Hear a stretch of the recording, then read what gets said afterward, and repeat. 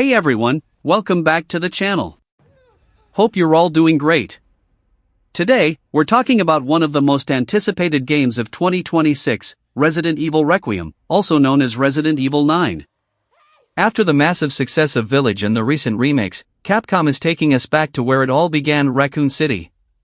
Set 30 years after the missile strike that destroyed Raccoon City, you play as Grace Ashcroft, an FBI intelligence analyst investigating mysterious deaths at the Renwood Hotel, the same place where her mother, journalist Alyssa Ashcroft, was murdered 8 years ago. What starts as a murder investigation quickly spirals into uncovering the hidden truths behind the original Raccoon City outbreak.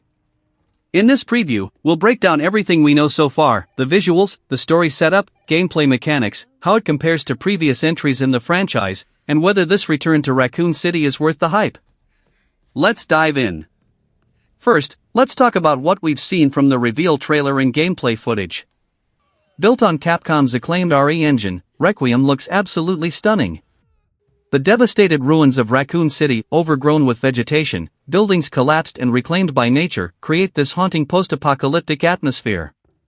We've seen familiar locations like the iconic police station from RE2 and RE3, but now they're decayed, dangerous, and filled with new mysteries.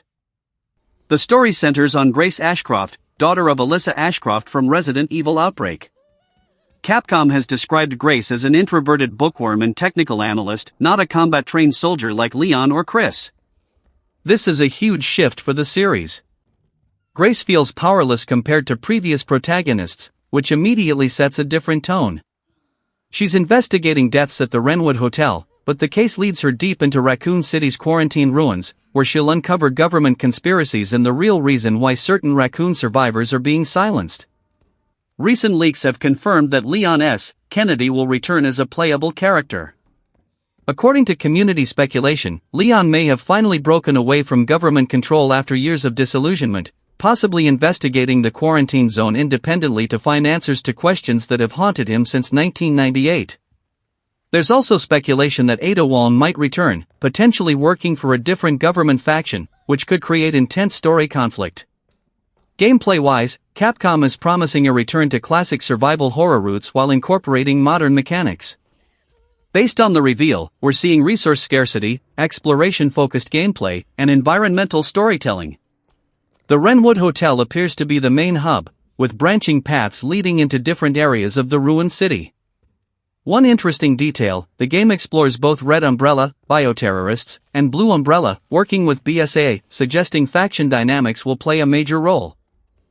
So how does Requiem compare to the rest of the franchise? This is what fans are debating right now. First, the Raccoon City setting immediately connects it to the original trilogy: 1 Rupee, RE2, and RE3. But this isn't a remake or reimagining. It's a direct continuation set 30 years later. Think of it like revisiting Shadow Moses in Metal Gear Solid 4, familiar locations transformed by time and tragedy. Fans who grew up with those original games will get massive nostalgic payoff, but newcomers won't be lost since Grace is also discovering these mysteries for the first time. The protagonist choice is fascinating. Unlike action heroes like Chris Redfield or combat-trained agents like Jill Valentine, Grace is a technical analyst. This immediately recalls Resident Evil 7's Ethan Winters, an ordinary person thrust into extraordinary horror. Capcom seems to be leaning back into vulnerability and powerlessness, which defined the early games. You're not a superhero, you're someone barely surviving. Compared to Resident Evil Village, which went full gothic horror with werewolves and vampires, Requiem appears to be grounded in the series' biological horror roots. We're back to viral outbreaks, corporate conspiracies, and government cover-ups, the classic Resident Evil formula that defined the franchise. If Leon's inclusion is confirmed, this could be the most narratively ambitious RE game yet. Leon has appeared in RE2, RE4, RE6, and multiple CGI films. His character arc across 28 years, from rookie cop to disillusioned government agent, could finally reach its climax. The CGI films like Infinite Darkness and Vendetta showed Leon increasingly troubled by government corruption. Requiem might be where he finally breaks free and operates independently, similar to Chris's arc in Village. So what's the verdict on Resident Evil Requiem based on everything we know? This has the potential to be something truly special. Capcom is taking a massive risk by returning to Raccoon City after 30 years. Fans have incredibly high expectations for this setting, and mishandling it could be disastrous. But based on the reveal trailer, the narrative setup, and Capcom's recent track record with RE2 Remake, RE3 Remake, and Village, I'm cautiously optimistic.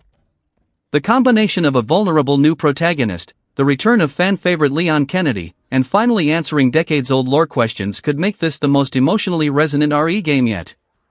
Add in the RE engine's stunning visuals and Capcom's mastered survival horror formula, and you've got a recipe for something incredible.